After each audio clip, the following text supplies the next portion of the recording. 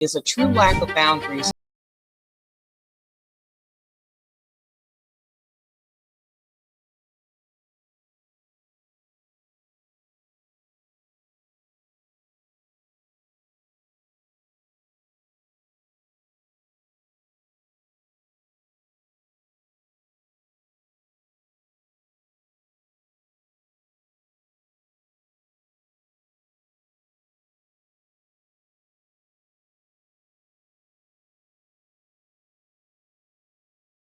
Hello, ladies. How are you? Good. Doing good. Happy Saturday. Yes. Yes. Happy Saturday. Happy weekend.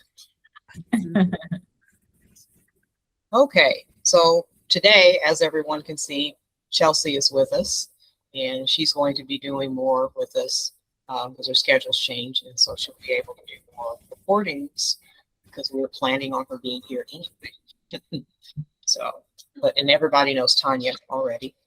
So both Chelsea and Tanya are mental health professionals, so they will be covering more of it from that angle. And then I do more from the sexual behavior stuff, the sexual health stuff, and then we just kind of tie everything together.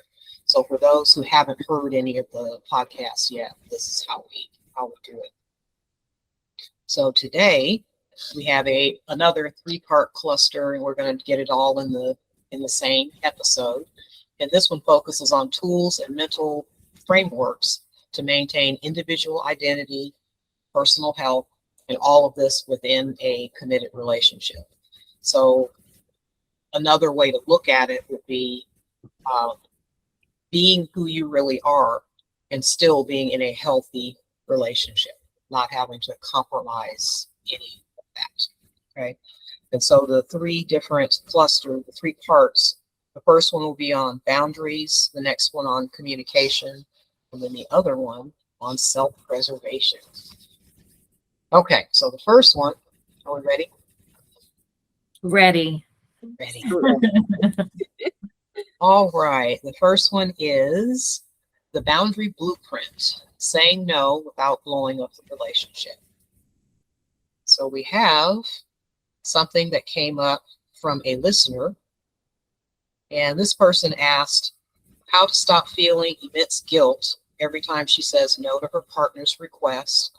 For example, declining to attend a social event, and she fears that she's being selfish or unsupportive. And so the question is a true lack of boundaries a sign of high love and devotion or a symptom of low self-worth? You all have the floor. I would honestly say neither, because when you're trying to set a boundary or you're asking for a boundary to be put in place in a relationship, it's about safety. It's about communicating the need, if anything. Yeah, I mean, I think the why is the boundary there is very important, right? Is this something that's just a preference? Is it an actual need? I think it's hard because as we are mental health professionals, we understand how rigid thinking, right? We're presented with the topic and we're like, okay, choose one or the other. And it's like, well, if I wasn't a therapist, maybe I would pick one or the other. But I think for just people who are, struggling with this, and we talk to them all the time, right? It's like, it's interesting how the listener, the person asking this question said she does feel, guilt and, bad about declining. And so, right, we understand there that there's a reason for why she feels that way. This is not a singular moment that, doesn't have any history to it. Things have happened in this person's life that is causing her in this moment to feel this, and probably has happened many times before, just hasn't been looked into and dived in. And that's what we do here, right? We're wondering, or she's wondering. We have the answer. We're not gonna keep it from y'all.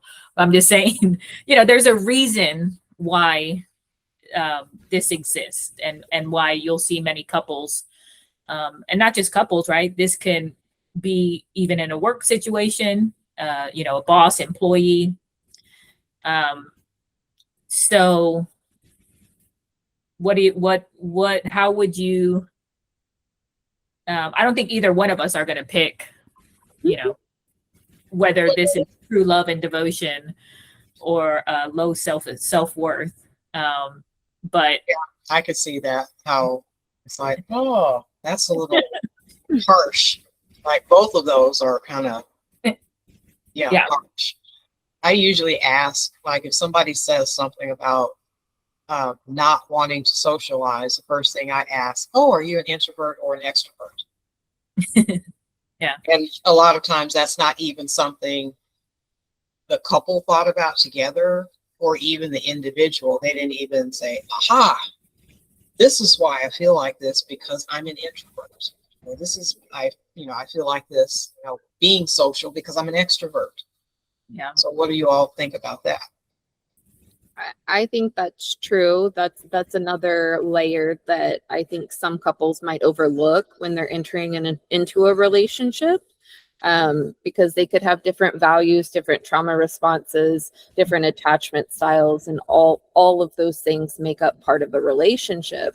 So therefore, if they're not communicating what they're comfortable with, it creates friction, and it could create resentment.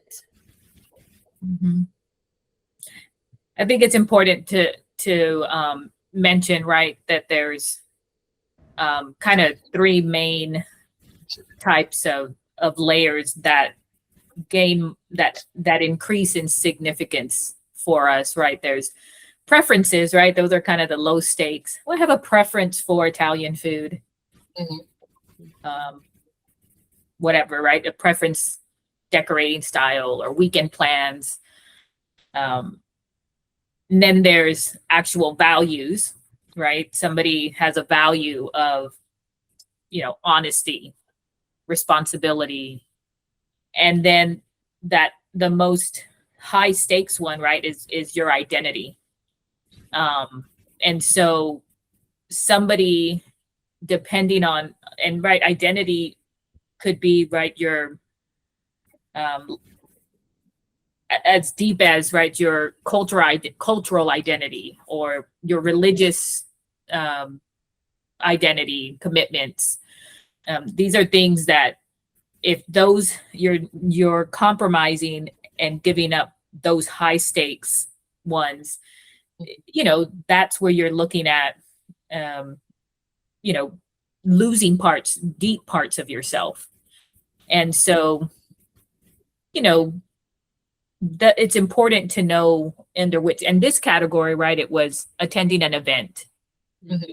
We could say that's more of a preference, right? Is it?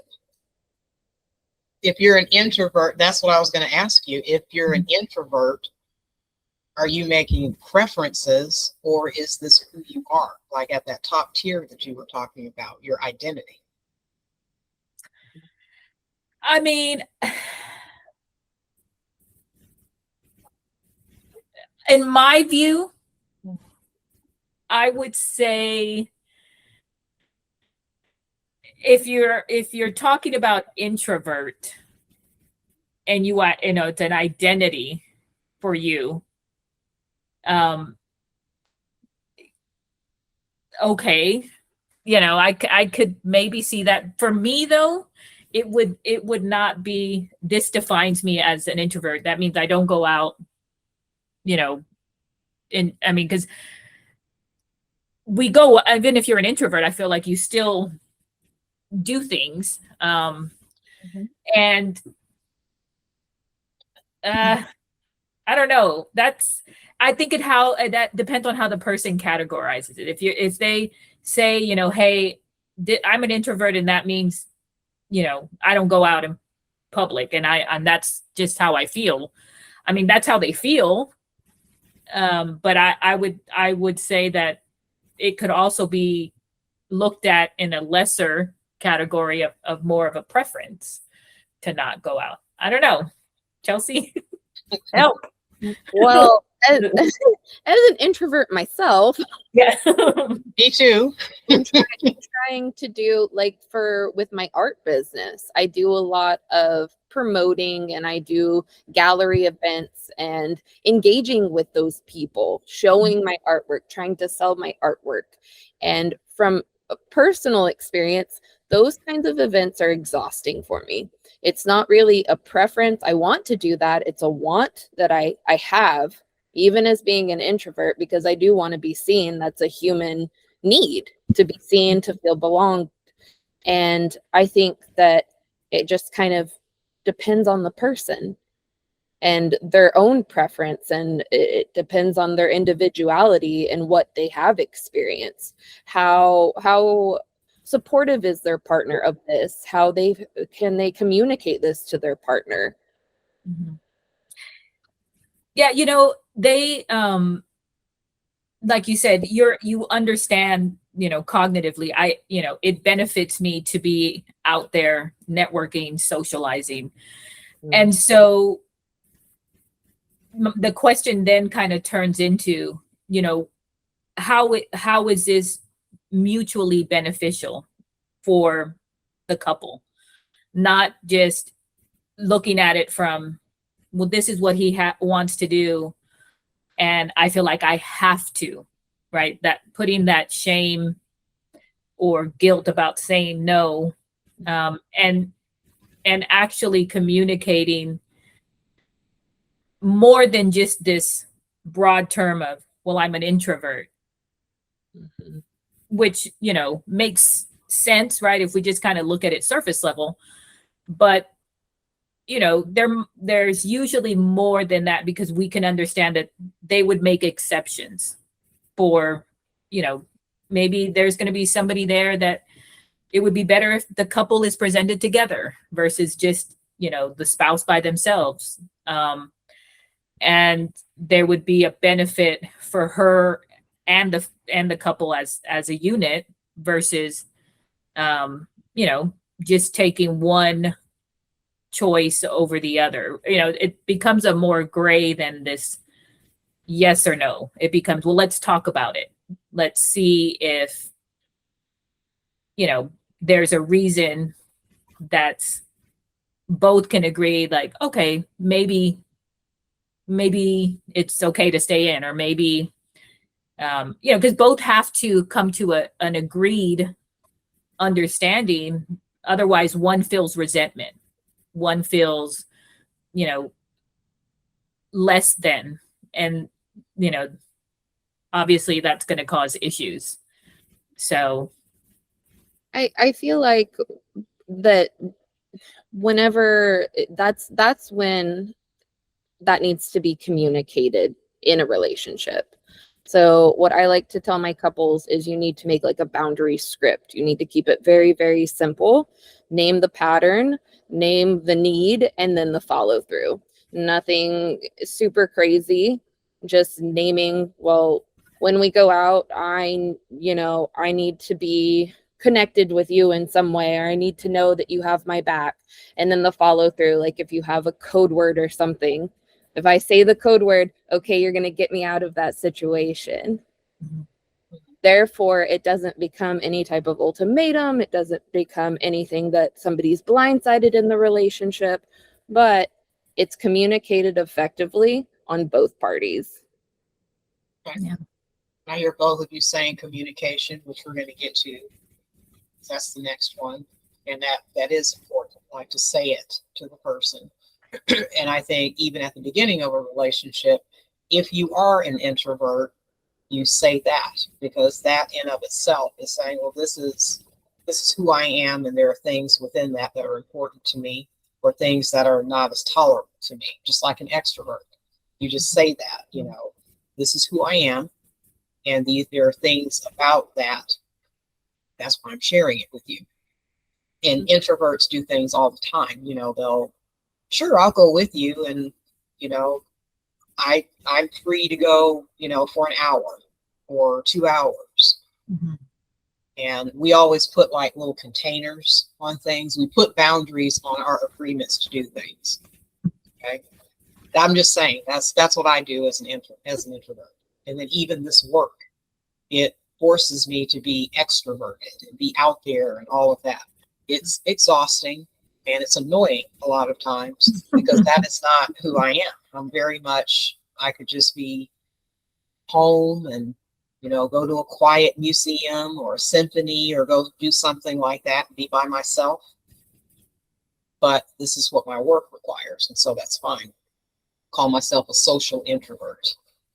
Mhm. So anyway, it is about communication, saying, being authentic too. This is who I am, and being able to compromise, like what Tanya was saying, coming to some kind of agreement. And so then that's where we get to the communication, the translation problem, decoding the love languages. And so the next one, this listener, this was a partner who constantly does chores and buys gifts, like the acts of service. But the spouse only truly feels love through physical closeness and verbal reassurance, physical touch, words of affirmation. The giver feels unappreciated. And so this is one where the communication comes in. Is it the partner's responsibility to speak their love language, or is it your responsibility to appreciate the effort being given? That's a difficult one because I see that so many times with couples work, and it's unfortunately it is pretty gender specific. Okay. There are the men that think that giving flowers, taking them out to dinner, buying things is all that the woman needs. But what women truly need are the acts of service. So doing the laundry, helping getting the kids to bed, doing things like that. And so I feel like that's kind of a split where a lot of couples find riff. Mhm. So therefore, it's kind of, are you having these are you having these conversations with your spouse or with your partner? What are you communicating what you need? Because one thing that I like to reiterate to my couples, we're not mind readers. Yeah, I say that all the time. So therefore, how can your partner know? You can't be resentful of your partner if you're not communicating that need. Therefore, that's creating just friction and it's unfair in the relationship. I was thinking about when this came up. I have a couple that I'm counseling one part of the couple, and so she, they have 5 children, by the way, busy household, and I brought up if they know each other's love languages, and they hadn't done the test. I said, I encourage them, you should do it. And she tells me she thinks her partner's love language is words of affirmations and acts of service. Yet her partner also does not want her to do anything. She wants to do everything for her. And so she's like, when I try to do something for her, she gets upset. And she's like, I got it. And she even goes as far as not wanting her to do anything so she doesn't have to depend on her, one, and two, the threat of losing that type of person. Apparently her partner has been through has had other relationships and was it didn't work out, and she had trusted them and all of that. And so they can be communicating with what I'm saying is they can be communicating that they don't want your help, and yet still have that is still something that shows you care about them. So, you know, just so y'all know, communication is in the moment of what a person feels like, but there's also,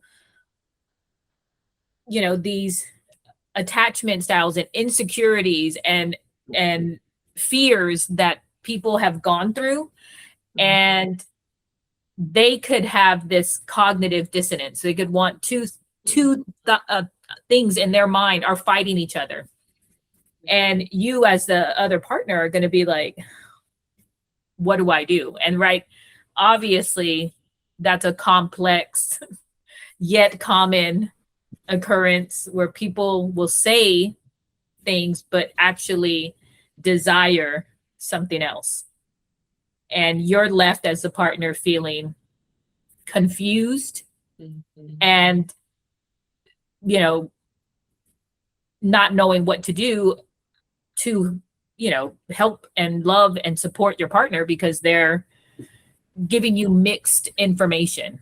And so this feeling unappreciated, right? You could try to do things and you could still feel like, well, it doesn't matter if I try to do her love language, you know, I'm not going to be recognized for it. And, or if I try to do it, she doesn't let me. And so it's not as clear and simple as just saying, talk to your partner is what I'm trying to say. There's often untangling and trying to, you know, reestablish and rework and make sense of what is being said and then what actions are being shown, because they can be two different things. And, you know, admittingly, like, that is a difficult difficult partner. And not to say it's not worth it, it's just, you know, you got to work at it and you got to figure out what that means, what that means for y'all as a couple. And so, like, these little, right, are we always get a question, but we don't have all the context, so we try to, you know, formulate more to what the question is. But I probably threw a big bomb in the middle of this, but No, not really. It's usually pretty cut and dry. Well, I mean, because we have all the information, so probably giving a little. the audience brain is like, Go ahead. I was just going to say, I think to piggyback on what Tanya was saying is that it's also really important. And that's why I like working with couples and I like using the Gottman theory, because you do have that individual aspect, because it's not always so cut and dry. And sometimes you have to understand where each party is coming from. And there are individual parts that you have to fix before you can fix the whole relationship. mm-hmm. Great. I had a couple several years ago, and we were talking about this very thing, the love languages. And the wife just blurted out in the session with him sitting there. She said, well, I just think you're sexy as fuck when I see you in there unloading that dishwasher. I almost spewed my coffee all over the desk. I was like, oh my God, that was like, wow, that was it in a nutshell. And he totally got it. But they had been, you know, bickering and there was some confusion and all of that. And she just, I guess she took the gloves off or whatever and just had a moment of bluntness and just said that. And I was like, wow, that summarized our whole session. I'll see you next week. Tell me how that works for you. He's there with Yeah. the apron. Yeah, you're as sexy as fuck. You're in there washing dishes, taking out the trash. So anyway, I'd like to hear like, what the men think about that particular, you know, idea and thought that women have about these helping in the household, because right, traditionally that's a woman's job, but women find it attractive, as many of clients would say. Mhm. And what goes it's through a taking man's something mind. they don't get that it's taking something off of her plate Mhm. and taking away some mental load and all of that. Just because she's doing stuff up here too, organizing and coordinating and doing all of that stuff. And it's tasking. And so if he just takes some of that stuff away, then she has the mental energy and physical energy to be sexually. Yeah. So it's different from that. And sometimes men think it's transactional. Well, if I wash the dishes, I'm earning a blowjob. And it's not like that. So anyway, that can be a whole nother. Yeah, and I mean, looking at it from women need safety. They need emotional safety to feel connected, to engage in intimacy.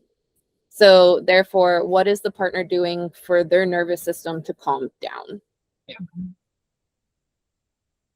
Okay, so this was, communication, because, you can go years without saying exactly, well, these are what my love languages are. I usually ask people, what are your top two? If you don't know what your top two love languages are, how is somebody else going to know? You don't even figure that out for yourself. Mhm. So yes, communication. And then Tanya brought up compromise in the earlier.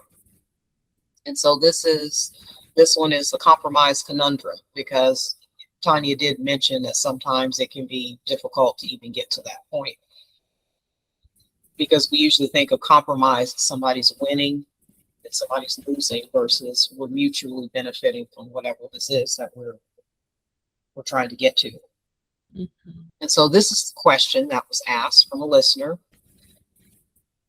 This person feels like they have to change everything, their hobbies, their style, even their friendship group, in order to fit their partner, and now feels resentment and unrecognizable to themselves. And so the question is sacrificing a hobby or interest for a partner's happiness a sign of maturity, or a slippery slope towards codependency? Well, it's complicated because this doesn't happen in one go, right? Um, Compromise is healthy when both people in this compromise are getting some sort of benefit. However, remember when we talked about preferences, values, identity, if the stakes are higher and you're, giving up yourself, who you are as a person, I would say that that's obviously not healthy for the person that's giving up all of that. But oftentimes it's not right? It's not this one single compromise. It's like we kind of normalize small compromises. Well, I'll do this. And it's like a gradual abandonment, and depending on what is being given up, that's when it becomes self erasure, as this person is alluding to. And so, what is right, understanding what is being sacrificed, why it's being sacrificed. Mhm. And then, even, I mean, because it's a partnership, is it something that's reciprocal? Meaning, right, are they giving up something, or is it always just you? Because, that goes into things like your dignity and, feeling respected, which, hello, I don't think anybody wants to feel it that way. And so, I guess what you would want to ask yourself, it's like, after you have a compromise, do you still feel like yourself, or do you feel that you are having to portray a different person because of what you're compromising?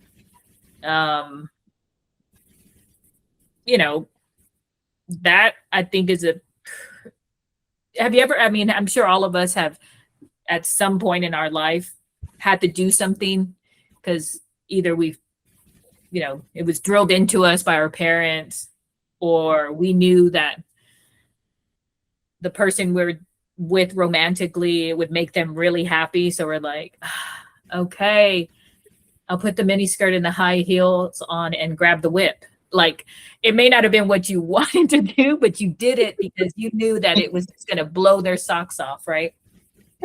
Right. And I joke about it, but people find themselves all the time, especially with what is pushed, right? With, people have a fantasy. It's like, if you're a more natural woman and, you're like jeans and a t-shirt, and your partner's like, but I would really love it if you would, put on a leather BDSM outfit and go well out of town so I can show you off. And you've heard the comment before. It's like, wear something sexy.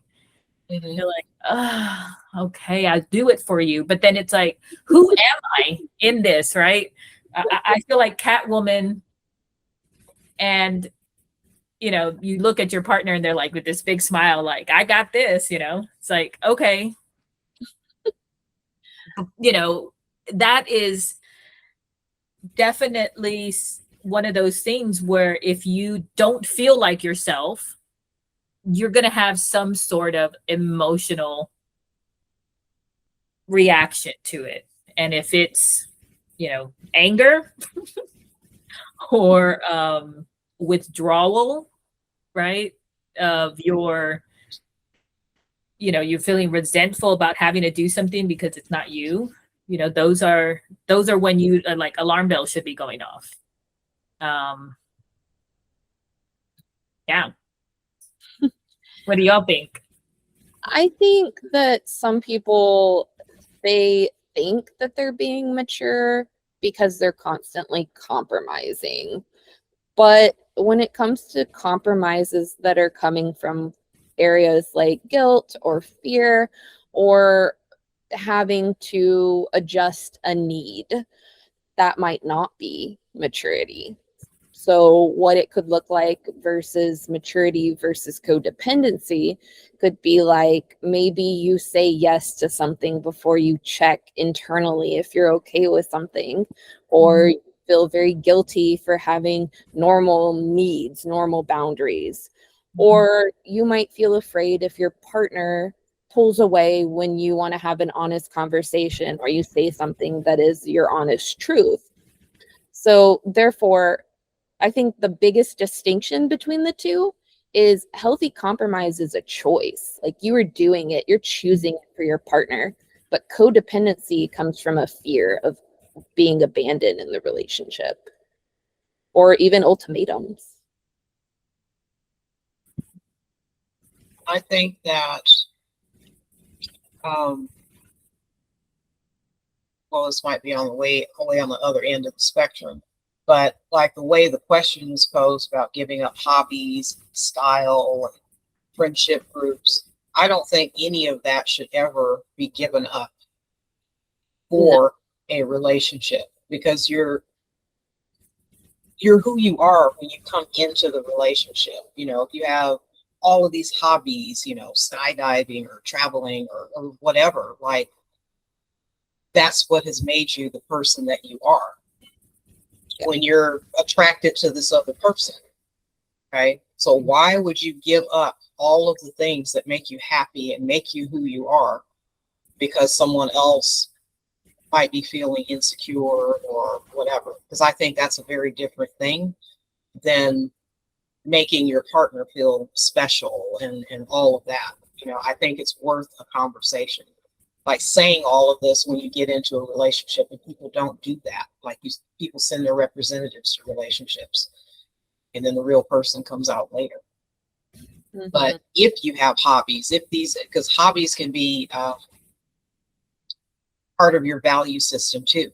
You know, let's say you're a creative person, an artistic person, and so a lot of your hobbies are about that.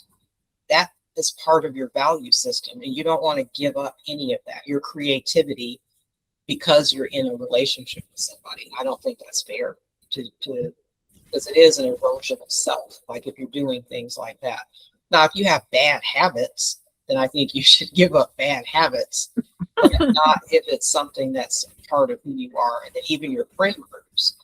I don't think you should give up your friends. Like your friends are your pillars, your support. I think you have to change boundaries and so forth. And if they're good friends, they'll understand that. What do you all think about that? Like I was like no, I don't give up anything. Like Yeah, I understand where you're coming from, because those areas, like doing the hobbies, like running or exercising, painting, all of those things, those are all coping skills. Those are all of what makes you who you are. They are different communities that you're a part of as well. So therefore, if somebody is asking you to remove that or strip that part of you, that's not a healthy relationship. That's very alienating and codependent. and you brought up coping skill. I didn't even think of it from that angle, but sometimes your hobbies, they're coping skills. So yeah.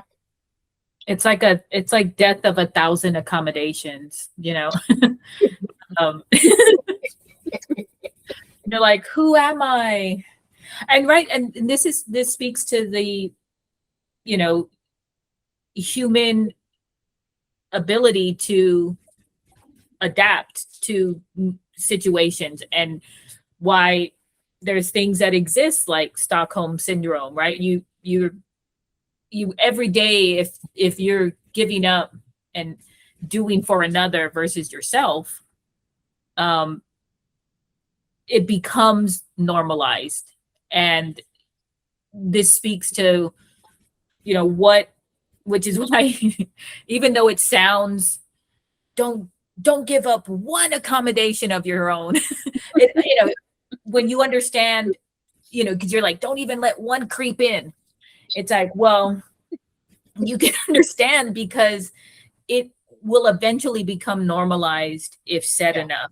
This is why, you know, brainwashing and cults and all of that exist, because they normalize what they want to normalize, and it becomes, you know, normal for them. It becomes the new norm, even if it's unhealthy, and even if it's giving up your who you are. And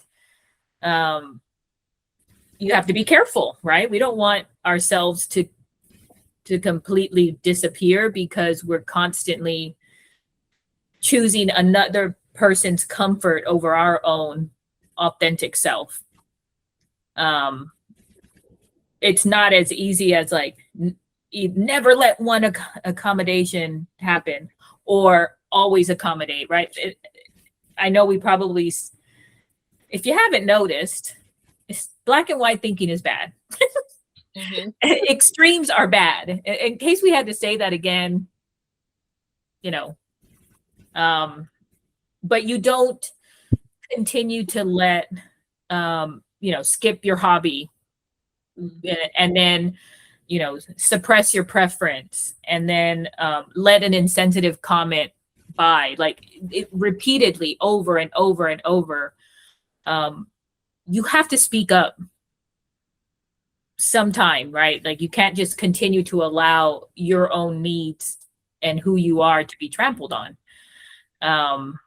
Because it just sounds like something I saw in another article or a blog where people will do this because they're testing your boundaries to see, you know, what they can get away with, and slowly eroding and chipping away. And that's what it sounds like to me. Like when somebody, you know, keeps going and going, this goes right back to the boundary thing.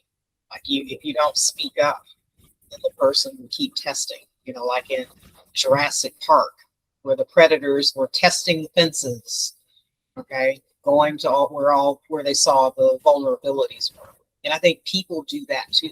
Like they'll, instead of being very direct about something, they'll just kind of pick and pick and pick and test your boundaries, and then it becomes normalized. I think it's really interesting because as humans and in modern day and age, whenever we enter a relationship or we enter a marriage, for specifically a marriage, people have prenups. Why do we protect our financial, you know, assets more than we protect our physical attributes, our personality, our feelings, our values, our beliefs? Why are those any different? I agree 1000%. Because God said so, Chelsea. Oops. You're bringing God into this, Tanya. You're going to open up a huge can of worms. Oh, that can of worms is going to be in an episode, definitely. I just want to say I love God, by the way. I'm just saying the interpretation is quite varied, right? Anyhow, we don't want to go into that. Not today, but we will. Not today. Not today. But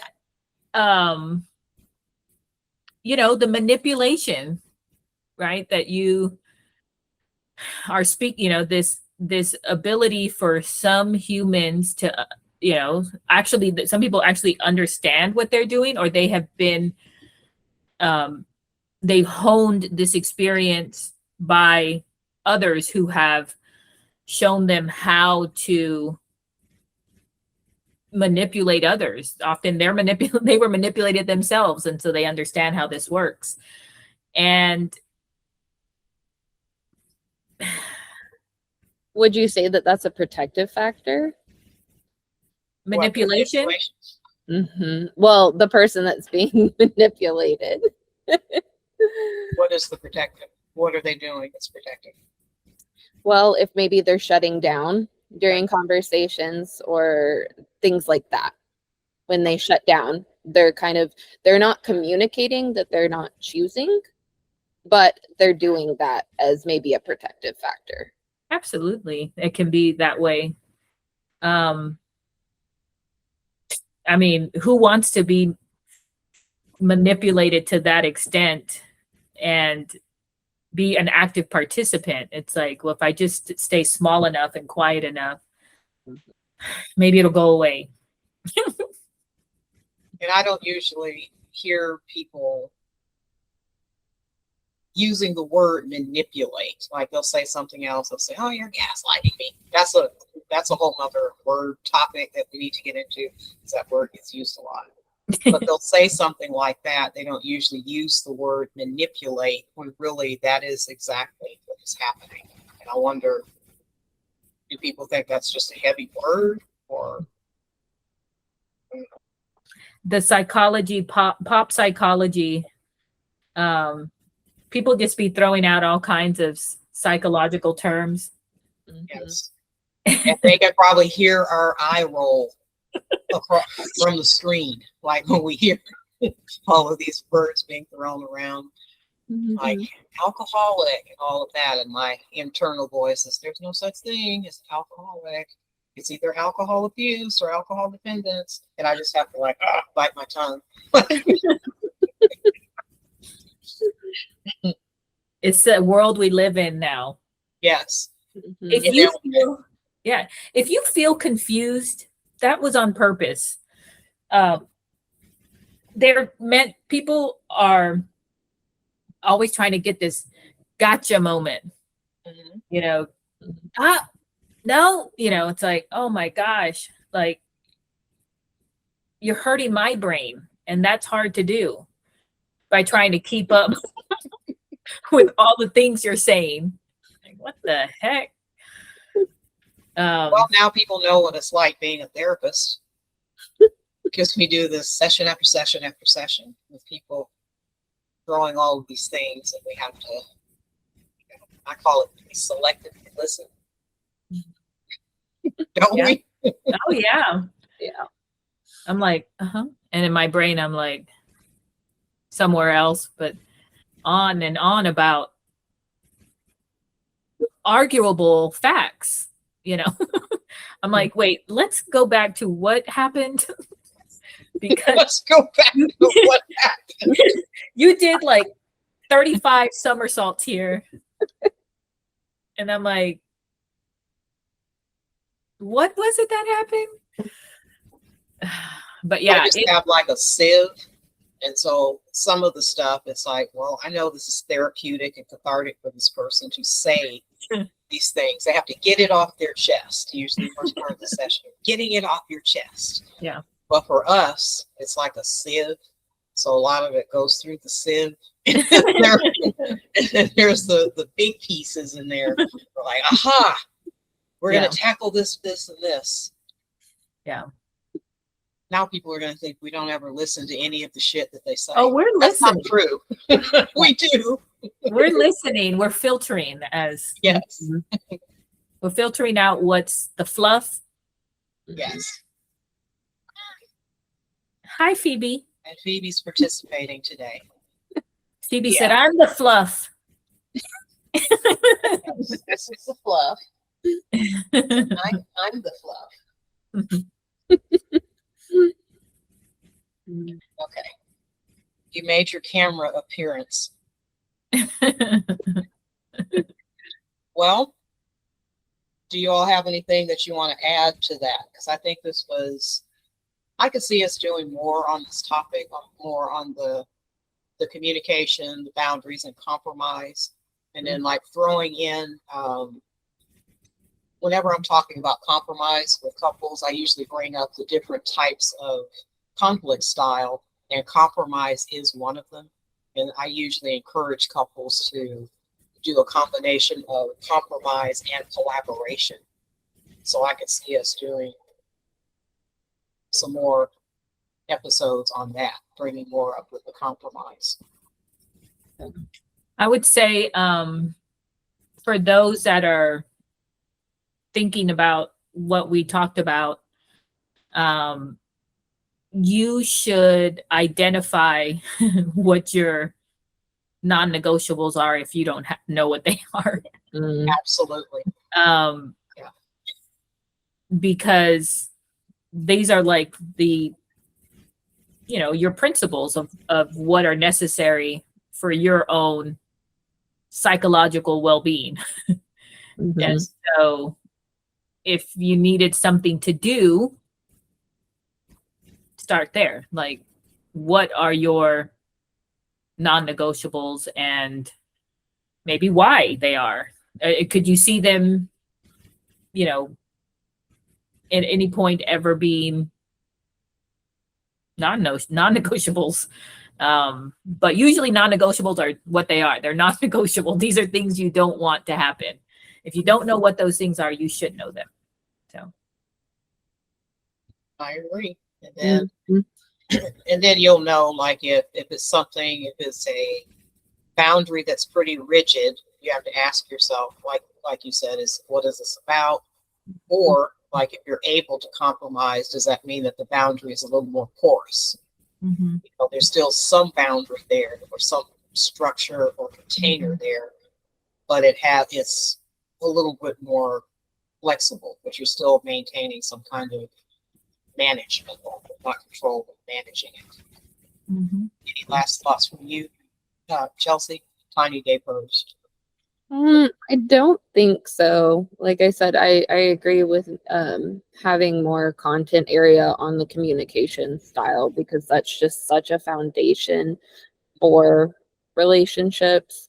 And then kind of tying in what you and Tanya were saying and tying it into, I really think people need to think about what their true values are and what their personality traits and how that enters a relationship and how that's presented into a relationship, because you are entering a relationship and it could be a lifelong one, and if it starts out not being communicated, then it's just already set up for failure.